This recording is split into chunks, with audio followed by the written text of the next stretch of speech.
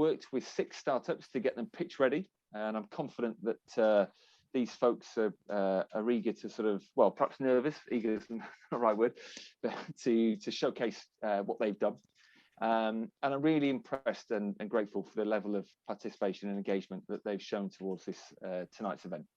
So if you like what you see tonight and you're working on an exciting scalable startup, please consider reaching out to us. And applications for our next accelerator open next month. Everything we do is on the LeicesterStartups.com website. That's it from me, but obviously I would like to say a big round of thank yous. So very, very grateful, of course, to the Leicester Enterprise Partnership and all the partners I mentioned earlier. The British Business Bank, who are supporting this event, and you'll hear from one of their members shortly, who's sitting on the judging panel. Lots of folks, as I mentioned earlier, also the list is endless.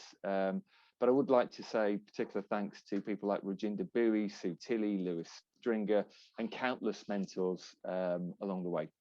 And of course, the judges who have kindly given up their time to sit on the panel tonight. I can't check to see if the 4th one's in yet. But Leanne, I noticed you're with us. Would you mind going first with a quick intro, please? Who you are, what you've achieved?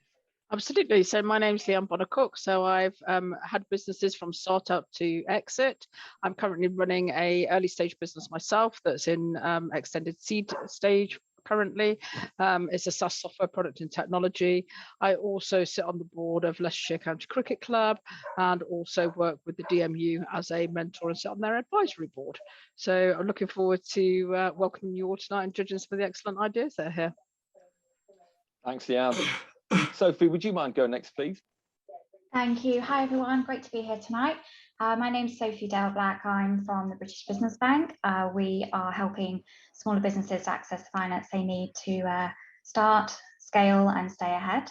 I'm a director in the UK network.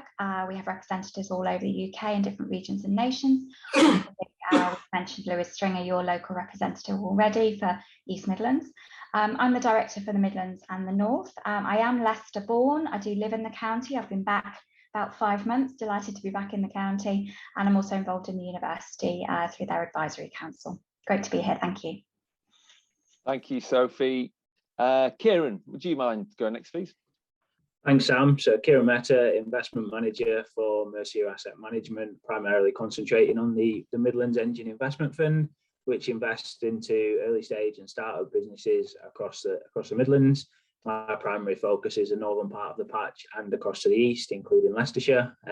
Primarily back a range of businesses, but ordinarily B2B SaaS and life sciences make up a big chunk of the portfolio, but ultimately backing strong teams across sectors to execute on their growth plans.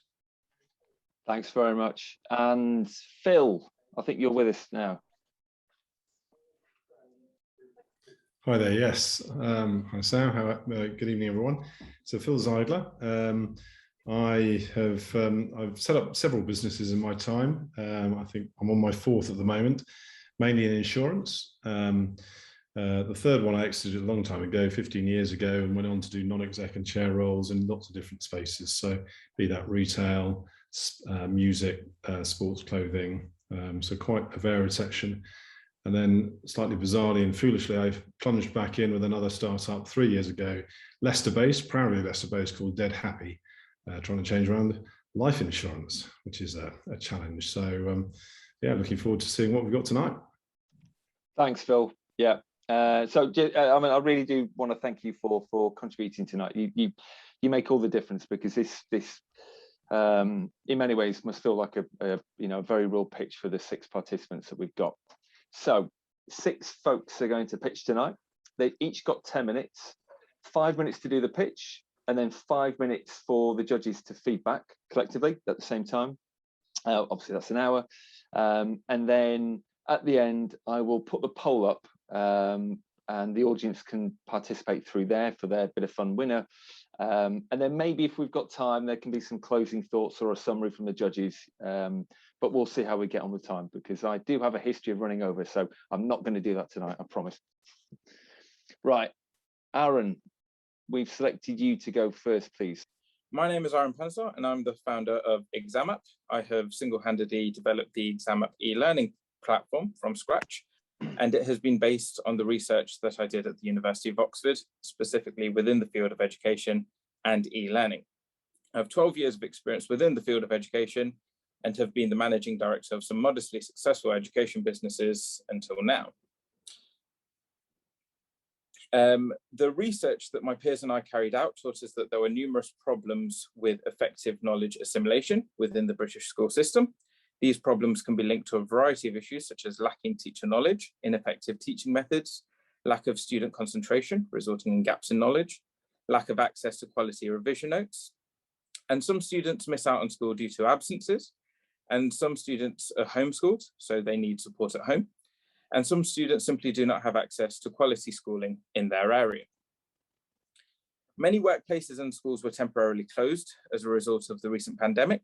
As such, the public were forced to cooperate with modern technology, such as online shopping, web conferences, and of course, in this case, e-learning. Here we can see some statistics about how e-learning has become accepted as a mainstream way of life for many households. Our academic research taught us that there are many problems with the main e-learning providers that are currently out there, including a lack of depth of rigorousness, complicated and confusing platform navigation, or they're simply just not very stimulating or engaging or interactive. Furthermore, some are rather expensive and have priced themselves out of the reach of many households and schools. So what's the solution? Well, the ExamApp e-learning platform was created based on the research carried out by my peers and I at the University of Oxford. ExamApp is a comprehensive e-learning platform for GCSE mathematics and science. It contains rigorous tutorials on every topic on the curriculum, in addition to thousands of fun and challenging quiz questions to assess student understanding.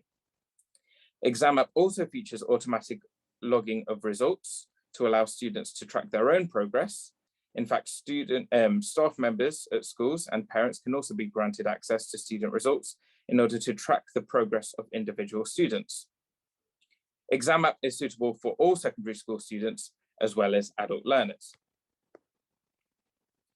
The ExamApp platform consists of e-learning tutorials, which contain colorful illustrations, animated scientific diagrams, and it is also compatible with algebraic notation. E-learning tutorials and quizzes are arranged into topics with an intuitive navigation structure, which is very quick and easy to understand. Furthermore, the ExamApp platform can be accessed by most types of mobile and desktop devices, including PCs, laptops, tablets, smartphones. The platform also provides users with direct access to hundreds of past examination papers. Here we can see a variety of interactive quiz formats, such as multiple choice questions, drag and drop, fill in the blanks, and all of these can be varied in order to keep students stimulated whilst learning. So what's our business model? Well, ExamApp has a subscription as a service business model. The platform has already been built to be scalable. So whether 100 users were to join next week or 100,000 users were to join next week, the platform should be able to handle the traffic effectively. There are a few different routes to market. The first route would be direct to consumer, whereby individual students and their families pay a set price per year. And another route to market would be business to business, whereby a school or educational institution or even an educational charity would buy hundreds or thousands of subscriptions in bulk.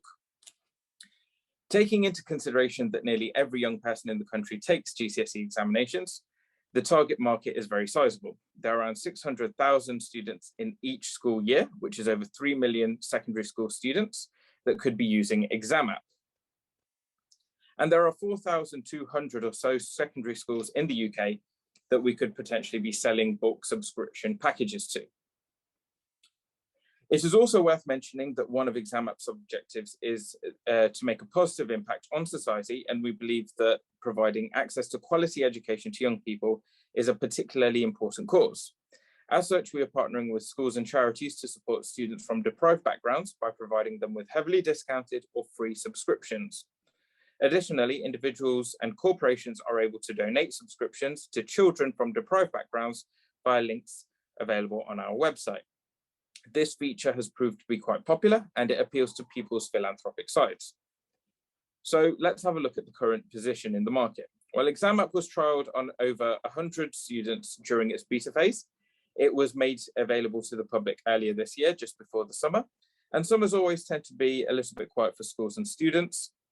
So we are looking to really ramp up sales and sales strategies from now onwards. We were aiming for 10,000 student users between now and next September, based on a bootstrapped business model. However, the right investor who can open doors to schools and local authorities could speed up this process significantly, especially if academy collaborations between several schools were to take on bulk ExamApp subscriptions. In actual fact, the monetary investment is not the main priority here, as the app has been built and is ready for distribution. What matters most is exposure to schools and raising awareness. Any investment would likely go into marketing strategies and further development of the platform. The future of ExamApp and further growth, well, we could move into additional GCSE subjects and advancement into primary, A-level and university education. We could also look at foreign educational systems such as the American SATs, and even industry e-learning and training such as health and safety, compliance, regulatory, and so on and so forth. Thank you for taking the time to hear about ExamApp. I welcome any questions. And of course, anyone who has any links to schools or local authorities or children's charities, we'd be particularly interested in speaking to you. Well done, Aaron. Deep breath, time to relax. Right, so we've got obviously 4 judges in no particular order. I'll tell you what, a reverse order. Phil, could we go with you first, please? Sure. Well, firstly, well done. I thought it was a really good start. I think you set out the problem that you're looking to solve really well, really clearly. And I think that was something that came across, and that's fundamental, obviously. There are many businesses that solve problems that just don't need solving, and this is clearly one that does. I think, and I get that it's really tough in such a short pitch. The bit that I was left wondering is really how unique you were. Your USPs didn't really come across. You mentioned that some of them weren't, the existing players didn't have a real depth necessarily, or weren't maybe fun or engaging. I didn't quite get the sense of how you were differentiating yourself in that sense. So I think that would be really important. And I think the other area that I've just left a question is absolutely right. You're raising money. You've done some good testing. I didn't really get the sense of any feedback on, what did those people say about your app? How valuable was it? And then the final piece is, you've obviously mentioned marketing and so forth. You'll need some money for that, but how would you market it? So a few gaps in the end, but I get that's quite tough. But overall, really promising in terms of a concept that you described. Thanks for sharing that, Phil. We haven't got time, unfortunately, in this session for Aaron to reply back or give it. So we'll take on board those comments, and then if there's anything that can be fed back, or obviously we take notes and share it with him. So thanks for feeding that back. Kieran, could I have your sort of thoughts, ideas, suggestions, feedback, please? Yeah, thanks, Sam, and thanks for the pitch, Aaron. Never easy to be first up. So yeah, excellent job there. I think you come across very clearly in terms of the team and expertise, which is always a big tick for us. I think secondly, there's clearly a large market opportunity, and you've done a great job of articulating that. And I think, accepting that most of the businesses that we see are quite early stage, you guys have started to generate and garnish some initial traction, which is also great in terms of proving out the product market fit of the business. Not dissimilar to Phil. I think there was a couple of questions, and appreciate it's a lot to fit in 5 minutes. And for me, they focused on 2 areas. One was competition and differentiation, and as part of that, how defensible is the platform. And the second bit is, I'd just be really interested to get a bit more information in terms of route to market. You've got 2 very distinct customer bases in terms of B2B and B2C. And I think historically, I've seen it being quite challenging to sell into schools. So actually the B2C element of this business model might be the right path to gain initial scale, but just really working out that that's then quite low value customers. And is it a sales approach? Is it a marketing approach? And what resource you need to put around that would be the couple of areas I would suggest in terms of strengthening. But I think in terms of a 5-minute pitch, it gives a great overview of the business. Thank you. Thanks, Kieran. Sophie, next, please. Thank you, Aaron, for a great presentation. They're really, really clear. I really followed that very easily. Thank you. A couple of comments from me. You know, with my university background, I'm really liking the credibility that you've got there with the research background of what you've investigated. Many investors will automatically think, oh, is there some connection with the university financially, intellectual property? You haven't got time to go through that today, but just make sure for your next longer pitch that you've got that clear answer for that. So I think that sure. they'll look for that. I think you've got the team now. That'd be really interesting to know about the growth potential for the staffing and how you would recruit into that to get the best team around you for success to back you up on that leadership team. Sure, thank you for that. Thank you. Thanks, Sophie. And Leanne, would you mind sharing your thoughts, feedback, suggestions, please? Yeah, again, thanks very much, Aaron. I mean, a good pitch there, so it was very, very clear. I concur with some of the comments that have already been made. I think you've demonstrated that there is a product market fit, and also that there's been a change in approach over the last 12 months, particularly as a result of COVID. Some of the comments that I've got, and granted, again, we've only got 5 minutes, is where does the content come from that facilitates your site? Where does the IP of that content come from? Because it is the content asset that you're selling here. Also, the trial results of those 100 people that took part and participated. What was the feedback and results from those? And you didn't talk about finances at all. So just understanding more about the price point, where's it growing? What's that cost and that trajectory looking like? Sure, thank you for that, Leanne. Thank you. Yeah. Well, thanks, judges. Yeah, I'm sure there's a lot for Aaron to think about. And yes, it is challenging, 5 minutes. Clearly that there isn't necessarily enough time to get everything across, but well done for doing what you did. Right. I think we've got Talkie up next. I shouldn't say think, I should know. Let me check. Yeah. Yes. April, would you mind going next, please? Whew. Okay. Hello, everyone. Good evening. My name is April, and I am the founder of Talkie. We are a language learning app for schools on a mission to get every student talking in their target language. Yeah, we're here to help you with speaking. But why exactly speaking? Here's why. So here's the state of modern foreign languages, or MFL, right now in schools. Languages have been perceived too difficult by majority of students. That's a fact. We have very little contact time, having 2 to 3 hours language learning a week. And that's made worse by the pandemic, as what Aaron said. And also there's Brexit, which means there's a decline in foreign language assistance in the UK. This all means that there's less opportunities for speaking practice. Now, there's lots of tech out there. You have Duolingo, Memrise, Quizlet that teachers use on a regular basis, and they're all great and important.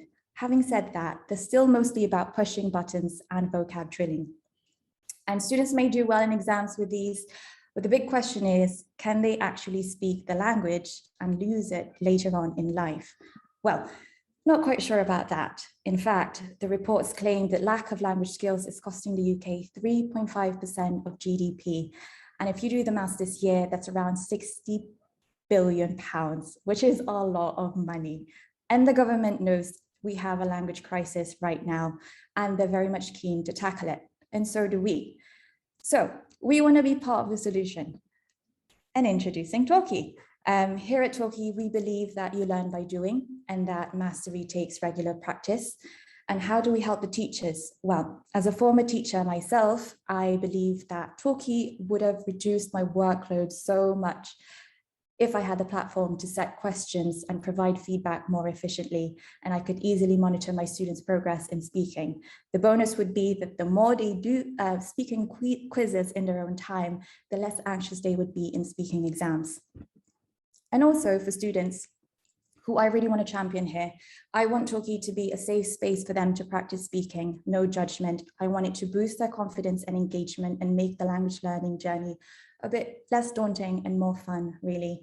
And hopefully Talkie will have, not hopefully, we want to provide opportunities to learn authentic expressions for the students.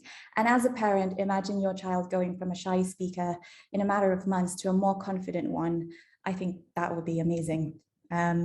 So as far as traction, I've started this May 2020, and I've been publishing my newsletter monthly, positioning myself as a subject matter expert. And so far we have 602 signups. I'm also constantly on Twitter engaging with the community. We call it MFL Twitterati and MFL chat, and been talking to teachers over there. And this one is an example of what I've done. The most recent one resource that I've put out, and these are my followers. And also I've started a Facebook group, private one, that also discusses culture and diversity in MFL, and the numbers are also growing. Now, I'm aware those are vanity metrics. So behind the scenes, I'm also talking to as many teachers as I can, gathering their feedback, discussing the problem that we have, and drumming up interest for Talkie. The feedback is mostly positive, and these are all tech enthusiasts as well. And this would mean that when we do launch Talkie, we will have Talkie ambassadors. So what makes us unique, apart from what I've said? Again, I am a former MFL teacher. I've taught French and Spanish for 4 years, and also I've taught English abroad for a year. And this, combined with my passion for design and tech, makes it such a huge asset for the company. And also my network would be an asset. It's slowly but surely expanding. As you can see, I've lined up events here where I will be speaking about the problem and also promoting Talkie in the next couple of months. And we are the only MFL specific app that provides one-on-one feedback and also the independent speaking practice for students. So a mix of Duolingo and Flipgrid combined. And so business model. It's subscription-based. To start us off, we would like to introduce Talkie for £30 per year for an individual teacher. Having said that, I do recognize that school and the whole department of MFL could stand to benefit from Talkie. So we will be introducing a price post-launch. And future growth, we are starting off targeting the secondary schools in the UK. And as we further developed the year 5 and 6, because it's such an important period as well for language learners. But the vision is to go global, given Talkie's scalability, and introduce other languages as well. So think if you're a Spanish teacher in the US or a Portuguese teacher in Russia, you could benefit from Talkie. Other market routes that I'm considering are higher education, private tutors, and other language institutions as well. And the team so far, it's me and Ahmed, my tech co-founder, on board. He has 16 years experience in IT and project management and has experience in startup himself. And here's our plan. So short-term financing need of 40K up to March. That's largely for development costs. But by March, we would have a product that would cater for French and Spanish teachers. And moving forward, we would like to hopefully build the team as we iterate the product, and therefore would require more funding. Apart from that, we are also looking for help with financial planning, product design, and launch strategy. So if that's you, or if you know anyone, please feel free to reach out. I'd love to hear from you because we need help in these areas as well. And that's it really. Thank you for listening and taking the time. And yeah, if you want to know about Talkie, here's our details, and yeah, feel free to get in touch. Thank you. Well done, April. Your time to relax. Yeah. How do I stop sharing now? Okay, there. Sorry, I was panicking throughout. Right, so to the judges. Yeah, we'll flip the order again. Leanne, would you mind going first this time, please? Yeah, absolutely. So thank you very much, April. Again, 5 minutes isn't very long to do these things. For me, I was interested in the differentiator between yourself and competitors, because there's a lot of language learning apps out there already, like Babel, UTalk, etc. And I didn't quite get what the difference was between what you're doing and what they do. So a little bit more around competitors and what your USPs are on that. And also when you came up to pricing, you talked about the pricing for a teacher's perspective, but then if that teacher's got a class of 32, they all just get it for the same £30, or so it didn't seem to add up in terms of the financials. It was like, well, it's £30 per teacher that could be teaching 200 students. So how does that work?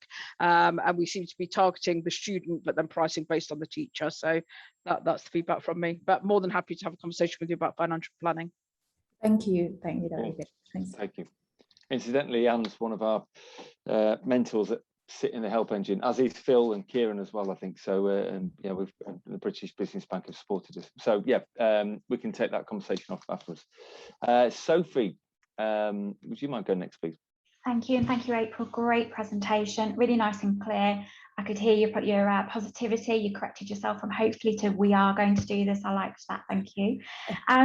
Couple of comments. You know, we saw the team there, which is great. Thank you for sharing that you've got colleagues working with you. And I did like the Talkie ambassadors that you slipped in there, that you are creating that forum, getting feedback, and they will become your ambassadors for helping you to promote the product later. That's really great. I liked how you just used the room as well. You've now got an offer of help from Leanne.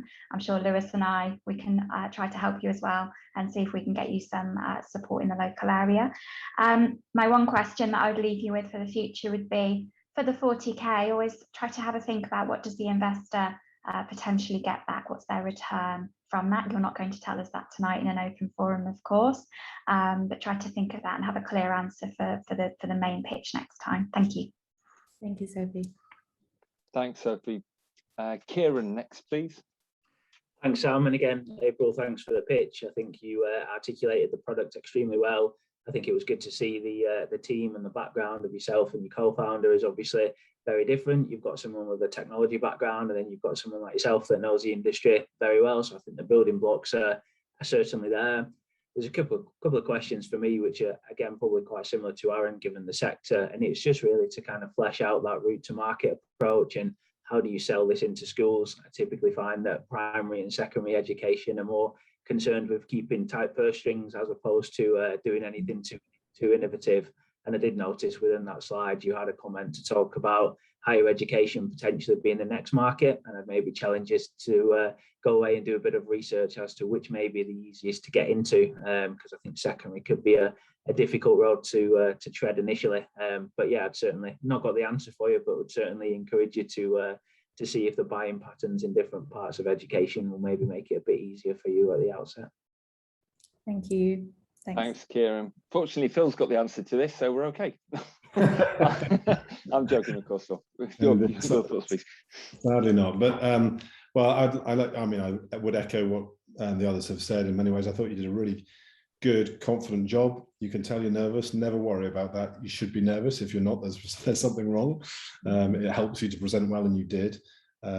Great clarity about it, clear proposition, clear need. Echoing a couple of comments around, wasn't exactly sure about the differentiation element to it.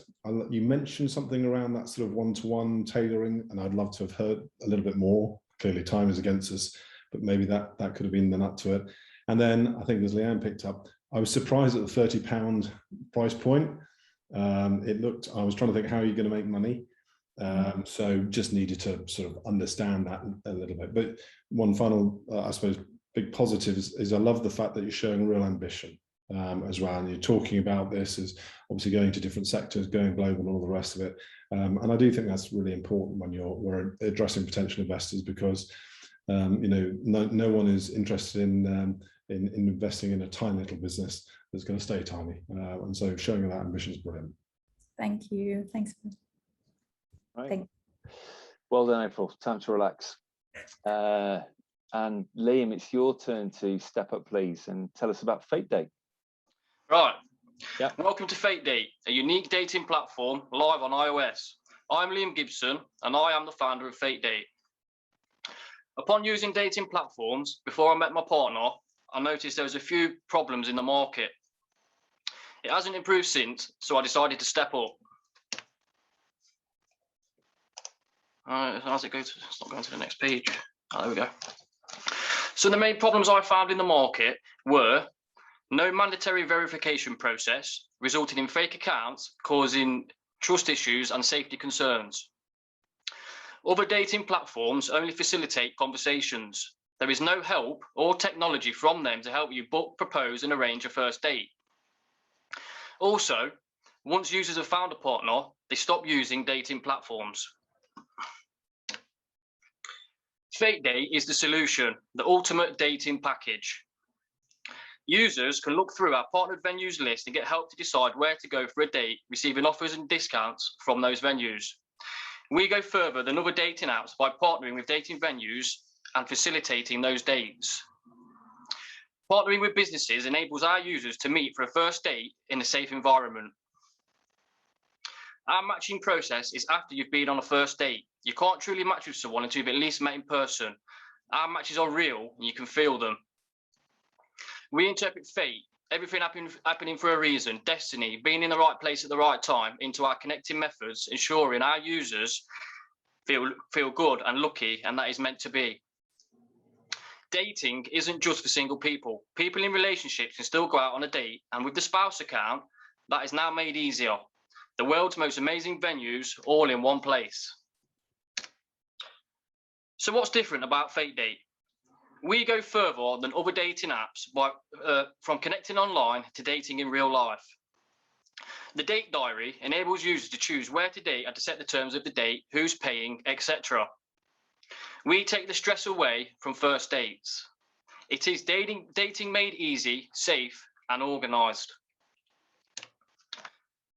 Here are some screenshots of FateDate's user interface, with some features never to be seen in the market before. We will be running a freemium model as well as a per-month subscription service. We will also be able to monetize our business partnerships with dating venues. As you can see from our market research, this is a huge and growing market to venture into, with 280 million users worldwide currently. Our competitor analysis shows us that we built a product with features that no one is offering, and we have charged competitively. Other dating apps make you pay more to unlock added features. Our users get access to all features on FateDate app for free. We intend to market our product with all of the known techniques. We are already on Facebook, Instagram, Twitter, and LinkedIn, growing our audience organically. Creating the right partnerships will help promote our app even further. Our app is live on the iOS store. We have a small number of users and businesses signed up, and we are fully protected in the UK. We are ready to grow. We are currently creating more partnerships and adding more venues to our app. Companies are willing to get behind what we're doing here at FateDate. Here we have some user testimonials and some user feedback taken from the App Store. As you can see, users love what we have to offer, and we have a 5-star rating. We think now would be the best time to raise investment. Our first round of investment will get us website improvements and further app development, launched onto Android, the spouse account feature implemented, 100,000 users and 100 businesses on board, and global brand protection. We are looking to raise £250,000. We'll break even early in 2024. The best exit strategy would be to sell to like-minded companies or competitors. Here is the team so far. That's me, Liam. I'm an entrepreneur and I'm the founder of FateDate. Our developer is Connor Murphy, who has over 8 years' experience building apps and websites. I hope you have a clear understanding of what FateDate is going to achieve. There is a huge gap left in the market, and I'm sure it's fate that left it there for us. We're offering a unique investment opportunity, and I hope that you would like to become involved with a company with values like FateDate's. I'd be glad to answer any of your questions. Thank you for listening, and thanks for your time. Well done, Liam. It's your time to relax. Well, not quite. We've got some questions from the judges. So back to Phil, I think, isn't it? We're going reverse order again, please. Sure. Well, again, well done, Liam. Hard. I think this one's a particularly challenging one to present in a short period of time. I've got an awful lot of questions, and I think many of them you probably will have answers to, but you just don't have the time in 5 minutes. You don't need me to tell you this is a massively competitive market. There are a huge number of businesses and business models. I'm not an expert in it, I'm afraid. I don't trawl the data. I don't need to spend a lot of time on these sites, but I am aware that, I think most of the things that you've mentioned, 1 or 2 different sites do. I think the venue thing is a very interesting idea, and how you monetize those partnerships. Obviously, you're selling them business, so I can see that. How they fill their end of the bargain and make it a safe place in reality is an interesting question that I think would be worth exploring. I wasn't quite sure. You mentioned you've got a freemium and a subscription model. You mentioned you weren't going to do add-ons. So again, I wasn't quite sure how you were going to monetize it specifically through the actual subscribers and so forth. you know, look, and the final challenge which you'll need to demonstrate is how you've mentioned some targets that you would aim at. The success of these sites clearly is about having, you know, high volumes of active people on the sites, so that you can create the matches. And so you do need to get that volume to create that momentum.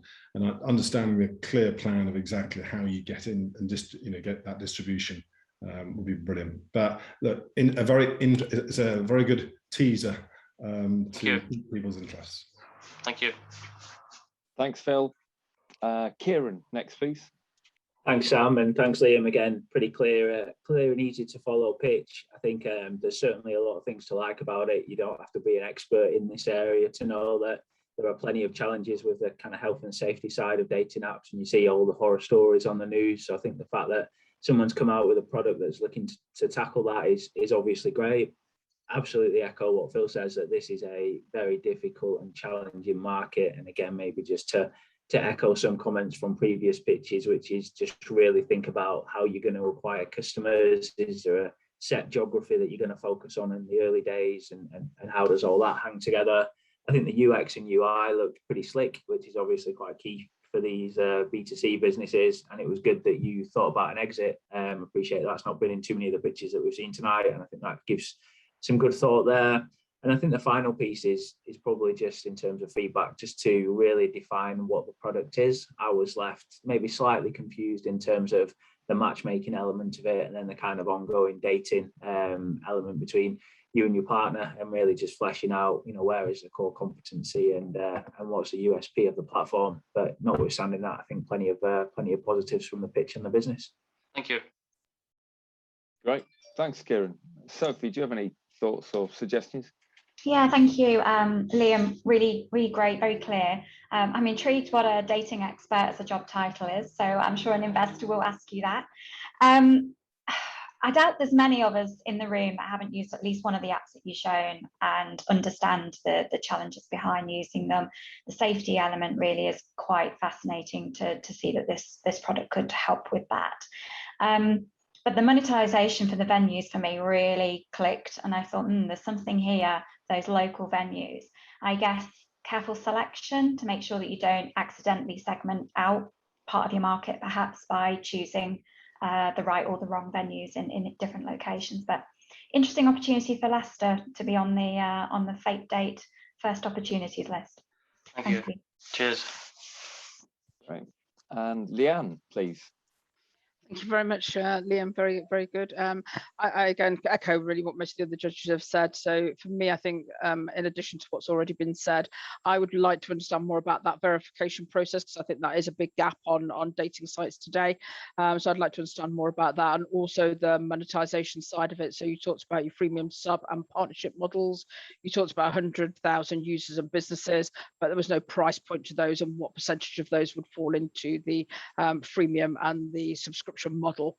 So nothing to attract those finances. Again, you were asking for 250k, and you were saying you'd be cash positive in Q4 2024, Q1 2024, but there's nothing to back that up. So just a little bit more on the financial side of things. Okay, thank you. Thank you, well done. Thank you. Thanks, Jan. And another great set of advice from the 4 judges. Your turn to relax, Liam. Thank you. Next up, we've got Vinny KlipSip. Okay, so I'm going to be talking a lot of BS today. I mean, about burns and spills. And trait? Well, in the UK, we drink over 165 million cups of tea every day. That's over 60 billion cups a year. Over the last decade, people began to shun away from traditional tea in search of more flavoursome alternatives like green, peppermint and ginger.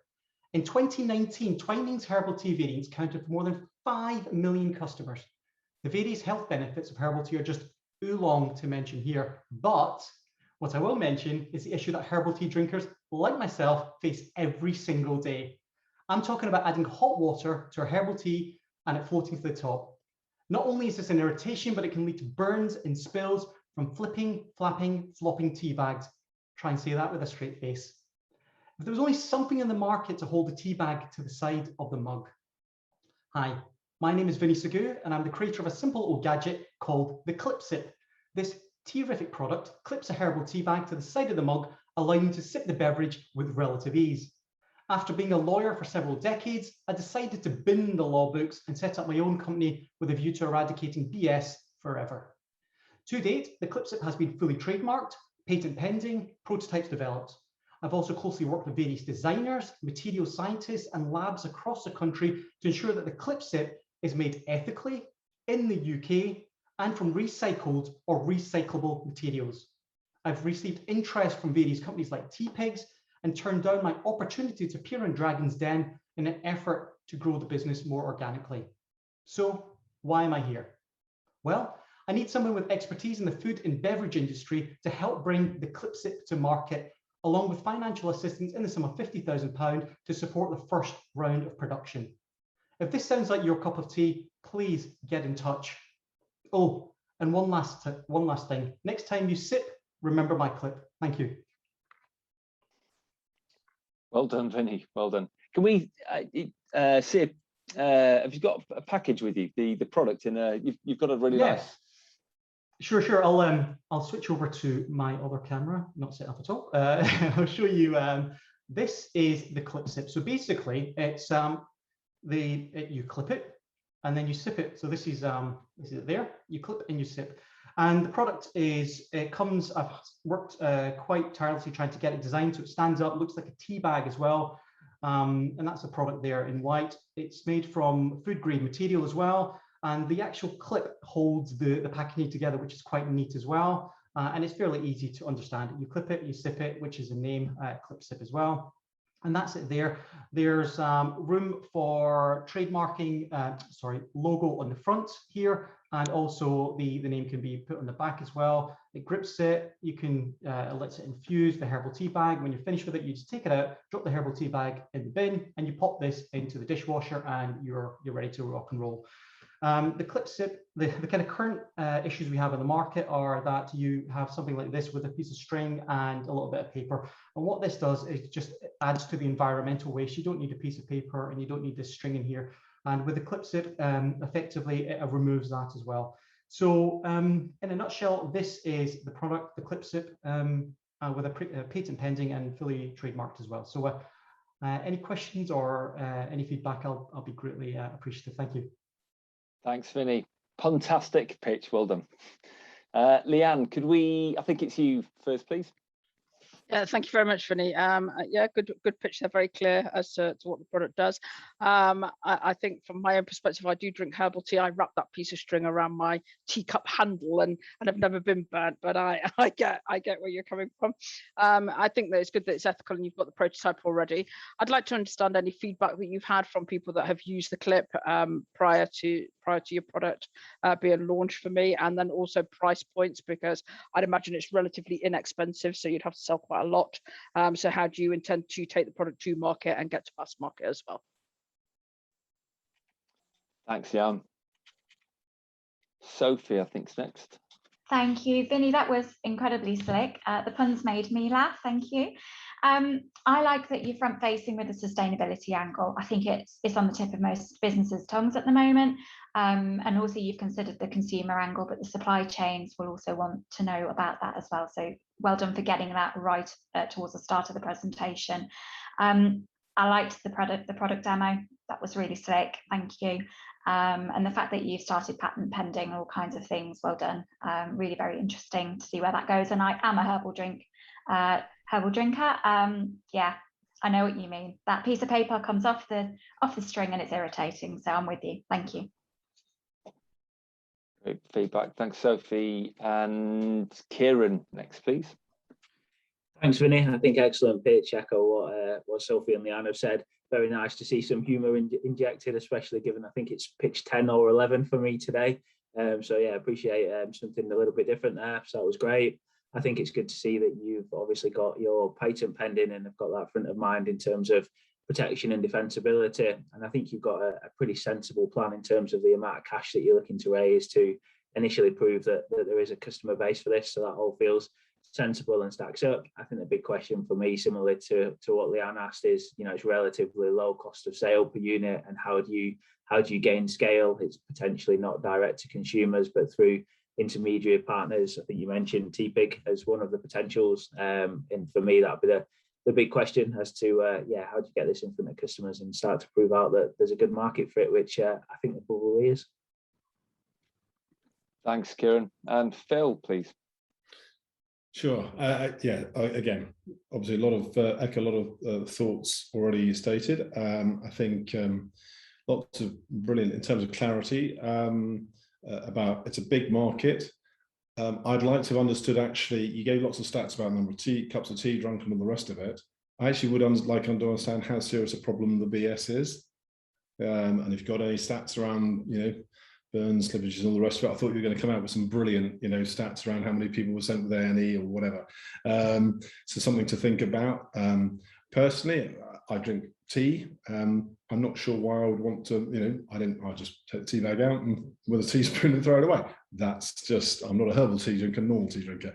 So I guess I would need a bit more convincing that actually there is a market for it. One of your other challenges with this is it looks like a bit too robust. So, you know, people, I don't know what the price point is and therefore how much revenue, but you need people buying, I would imagine, quite a few of these. Because it doesn't look like you're going to get a large sort of revenue per unit on it. And of course, if they last forever, if you know the story about the electric light bulb, they can make the one that lasts forever. They don't. They build in effectively a lapse so that they can sell more. So that's one of the other questions just need to think about. But interesting. Thanks, Phil. And it's interesting in the chat, I've had a moment to look at it. Lewis is sort of giving you a bit of validation there, Vinny. You might want to have a look at that if you want to. Right, that's your turn to relax. Well done. And the good news is we're on time. So next up, we've got Authentispec. I've probably pronounced that wrong. Sorry, John and Tim. I know I spelt it wrong earlier, but I'm sure you'll do it justice shortly with your presentation. Good evening, everybody. We are Authentispec, and thank you very much for giving us the opportunity to present to you today. Unfortunately, this is a virtual presentation, so there won't be any samples. But I'm John Paul Sorotti, I'm the CEO, and my colleague Tim Maskell is also on the call today, and our third founder has not been able to come today. Our company mission. Authentispec is an anti-counterfeiting company. Our objective is to develop compact, portable instrumentation and a supporting ecosystem that allows anti-counterfeit teams to determine the authenticity of a product by means of measuring an inherent property of the product itself. Inherent properties are much more difficult and therefore expensive to counterfeit than other attributes of a product, such as its packaging. Our approach is applicable to a very wide variety of products, but our initial focus will be to address a subsector of the market, one that we understand well, the Scotch whisky market. So, what is the Scotch whisky problem? It's estimated that £500 million a year is lost to counterfeiting of just Scotch whisky. There's also a brand reputation risk, and counterfeits can be a health danger. Governments lose vast amounts of excise revenue to illegal spirits. But at present, testing means taking a sample out of a bottle, sending it to a lab, and waiting for the results. The Authentispec solution, we can assess the authenticity of a product through the bottle. We can do it in the field, we can do it quickly, we can give an immediate, genuine, or suspected counterfeit result, and each test is very low cost, so you can do lots of them. Authentispec is an early stage company. We are pre-revenue and we need investment to translate the proven technology to a commercial product. Our financial projections are realistic and promising. Our financial projections are based solely on the whiskey market, but the actual opportunity is much larger eventually. Our projected customers say that a product that does what we can do is the holy grail and the ultimate goal of whiskey authentication testing. That was 2 quotes from a conference 2 days ago. We have excellent partners and contacts with whom we've worked for many years, allowing us to take this approach with minimal risk. We have patents for our core technology that are fully granted in the major markets, and all development work will be carefully scrutinized to develop further IP. Authentispec will be outsourcing most of the work involved during the development phase to tried and trusted partners with minimal expenditure on in-house salaries, premises, and infrastructure.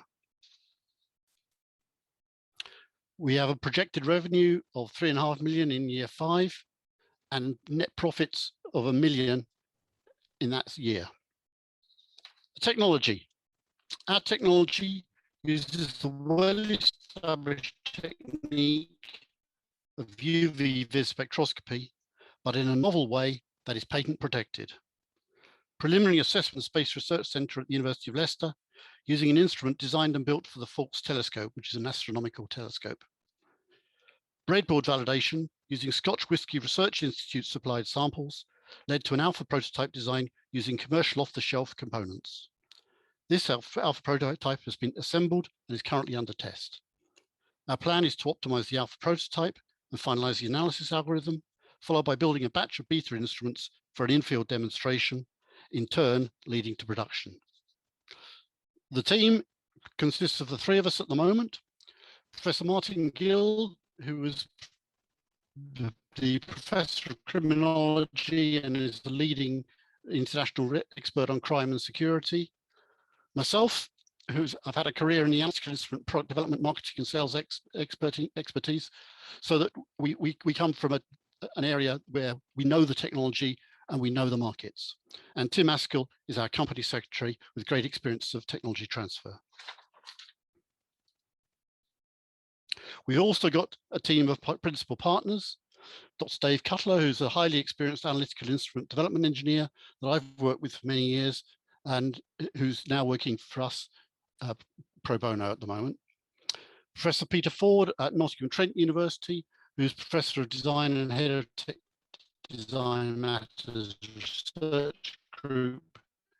And we're working with the Scotch Whisky Research Institute and with Pernod Ricard, who own Chivas Brothers as their main Scotch whisky brand. Then what? In addition to the Scotch whisky market, we can expand, and the scope is enormous. Over 500 billion of counterfeits were identified by the OECD and the EU in 2016, and that's only things that cross borders. It doesn't include any domestic counterfeiting. Eventually, we expect to be able to address much of this market, where we understand the issues and have the appropriate contacts. The sales will be to brand owners who have brand protection teams in the field already, and to public organizations dealing with revenue and consumer protection. Our finances are based solely on projected revenues and costs from this one market subsegment. But eventually we go to plan a phased expansion to other spirits, and then to other liquid in bottle products such as perfumes and fragrances, and then on to other consumer products from clothes to electronics, batteries to razor blades, carpets to car parts. All of these things are counterfeited widely. If it's sold on eBay, somebody probably makes a knockoff. Competition. There are no products currently commercially available that provide the same or similar functionality to Authentispec. There are a number of alternative approaches to countering counterfeiting, some of which have a successful commercial presence, but these have not managed to limit the growth of counterfeiting, and we consider these other approaches to be complementary to the Authentispec approach. Industry widely accepts that no single solution solves all the problems, and that a multi-pronged approach is necessary. In summary, we've identified a well-defined and financially significant industrial and commercial problem with no currently available solution. We have a team that understands the problem well, with intellectual and practical experience, and that also has the technological expertise to implement a solution to the problem. We have a plan that is realistic in identifying the resources we need, and that generates an attractive return on the investment required. Thank you for your attention, and we look forward to hearing the comments. Thanks, John. Well done for playing through the technical challenges. I certainly got a lot. Right, I've completely lost. I think it's Phil first, isn't it? We switch back round again. Sure, happy to go. Thanks. So again, thank you, John, for that. Really, really interesting. I'm not a huge whiskey drinker. I am a wine drinker. I can see a big challenge. I think the science is really interesting, doing it through effectively spectrometry as a really smart solution. So I think that's and obviously it's a massive area of fraud. I was trying to understand, and I suppose that you did mention the customer would be both the public organisations and the brand owners.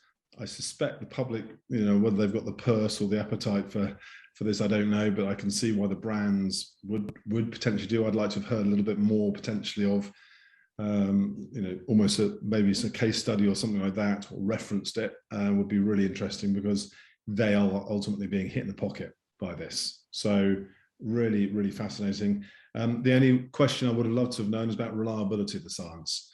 If you've got some stats on that, because that's one of the biggest challenges, especially non-invasive like that, is how does it compare to the lab tests? Is it 100% reliable, or if not 100%, to what level? But fascinating, and would definitely be something I'll be interested in hearing about in the next stage. Thank you, Phil. That's great feedback. Kieran, please. Thanks, Sam, and thanks, John. Again, great pitch, and yeah, well done for persisting with the technology. I think it's a very interesting space. We see quite a few opportunities within this sector, and I think there's definitely a move across industries away from batch testing to more continuous testing. So I think,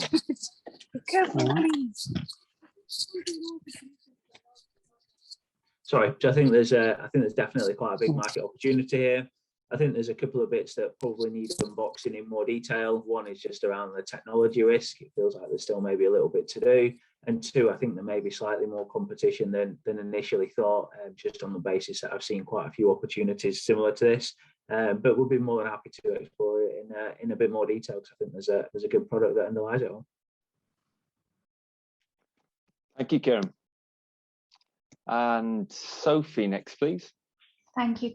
Really nice presentation, John Paul. Well done. I'm not a whiskey drinker, from tea to whiskey, but I am a chemist by background, and you've kind of piqued my interest in terms of the non-destructive analysis there. Really, you put that across really well. Not many people that can explain that clearly, and you really did. I can see the market here. I can see the purpose of what you're trying to do. I did scribble down possible market for liquid or solution-based pharmaceuticals. There is a big problem in pharmaceutical counterfeiting. So maybe there's something in that as and when the technology is up and running and successful. I agree. I think Phil commented, I would have liked to have seen the comparison, the detection levels compared to lab testing, the destructive lab testing. But thank you, really great. Thank you, Sophie. Leanne next, please. Thank you very much, and I echo some of the other comments that have been made, John. But the only other things I've got to say is I think that the counterfeit goods is a massive issue across the globe, and I think the brand owners are the people that are going to be more keen to understand more about the product. So that my question would be, why limiting to whiskey? Why not limit to spirits within a brand to try and get traction quicker? And you talked about outsourcing the technology, and my only thing at that point would be about protection of your IP. Thank you, Liam. Great. John and your colleague Tim, time to relax. And we move on to the final pitch from InteractivEnts, and it's John Hartland. Good evening. My name is John Hartland, and I'm pitching our interactive event and venue guides. I'll begin with the origin of the concept. A number of times I've been abroad with expensive roaming data, or sometimes just in the UK, and had no mobile signal. You have a paper map from tourist information, but you want to georeference it so you can find your way around. So I learned Swift and Xcode, and I wrote an app that converts paper guides into a simple form of sat-nav. We thought this was a good product, so we did some limited user trials and customer development, and that led us to pivot that we really should be selling this to event and venue organisers, not visitors. So we looked into this and we found that some venues and events already have apps. Alton Towers have got the gold standard, directions, queue times, ride restrictions, but then they can afford it. They're part of Merlin Entertainments and they had a pre-pandemic annual revenue of 1.7 billion. They're actually not Merlin Entertainments, they're now owned by Lego. So what actually is the problem? Well, most events and venues have got limited guides. Have you ever tried to pinch and zoom on your location on a paper map? You look a bit silly. Or have you ever walked halfway across an event only to find out that the toilets are out of order? Some people have web-based guides, but they can be flaky too for a number of reasons. Native apps seem to be the way to go, but they can be very expensive to develop. So we can solve this for organisers. It's very easy to configure the data within the app. Don't forget, the original app was meant to be set up by visitors in a matter of seconds. And we can offer different levels of service depending on organisers' requirements. It's perfect for organisers with lower budgets or shorter, smaller events. Glastonbury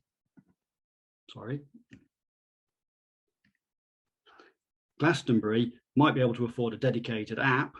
The local village fete, maybe not. It's also a good solution for the visitor too. It's interactive, it's up to date, you don't get lost, you're less likely to miss points of interest as you're walking around. And it's also easier to socially distance. You don't have to crowd around communal information boards in the corner or pick up paper maps that someone else might have coughed on. How can we do this? Well, we can generate the app content in a very short time, which means we can keep cost and turnaround times very low. And just remember the DIY origins of the app. So let's walk through an example. My local village fete. You turn up and you're given a paper map. It's got some information on it, but that's about it. Imagine that this map's now been loaded into the app.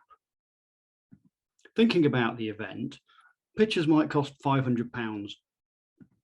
Joe runs a cafe. He paid £550 because he wanted some extra space in the app. We can now tap on the map and we can see what's interactive. We can tap on Joe's cafe and we can see his menu, and there's a link to more information about his ethically sourced beef and his fair trade coffee. Which cafe are you going to eat at? Probably Joe's. You've already forgotten that the Burger Shack is down at stall 11. So Joe wins because he gets more customers. The organiser wins because they get £50 extra per pitch, which is a return on their investment in the app. The visitor wins because they get more information on stalls at the event. We get paid to set it all up, and everybody wins. So how big's the market for an app like this? Well, potentially it's massive. This is a very brief slide I won't dwell on, but it just contains some headline statistics on events and venues. And those numbers just scratch the surface by looking at some of the larger organisations. So what's the potential revenue? As I hinted previously, there are three possible business models depending on customer requirements. We're initially proposing a price point of £2,000 for a branded app and £500 per data set, although we could charge more if an organiser wants additional features, or we could offer a discount to charities and smaller events. Covering one large dedicated event per week over a year would raise £130,000 in revenue, and that will be just one per week. We could do far more than that. So who are the team? Currently, it's my wife and I, but between us, we've got over 50 years of experience in science and engineering research, project management and education. And what do we need? We're here to raise £75,000 and to build connections with potential customers. The funding will cover further development of the current iOS product, porting to Android and product marketing. The connections are to enable further customer development with event and venue organisers and also to get the product onto some visitors' phones. With your support, we can cover the remaining events of 2021 and take 2022 by storm. You might have noticed earlier that we haven't picked a catchy name yet, so pick your favourite, vote in the chat window, or suggest an alternative. Sadly, you won't win anything, even though it is a bit of a competition. All that remains is to say a big thank you for your attention. Well done, John. That's it, all six are done, and your time to relax. But of course, feedback from the judges, please. And I think it's Leanne, if we're keeping the same order. Thank you very much, John. Again, another clear picture. There's been some great ones tonight, so thank you. For me, interesting. I think, yeah, you're right. There's a lot of venues and things on where you still do get given a piece of paper. I think to me, it would be what's your route to market here. So we've talked about the events and the organisers, etc. But what would the route to market be, and what would the financials look like? Because we talked about the cost for the venues, etc. But we didn't talk about how many sales would need to make to get to those positions.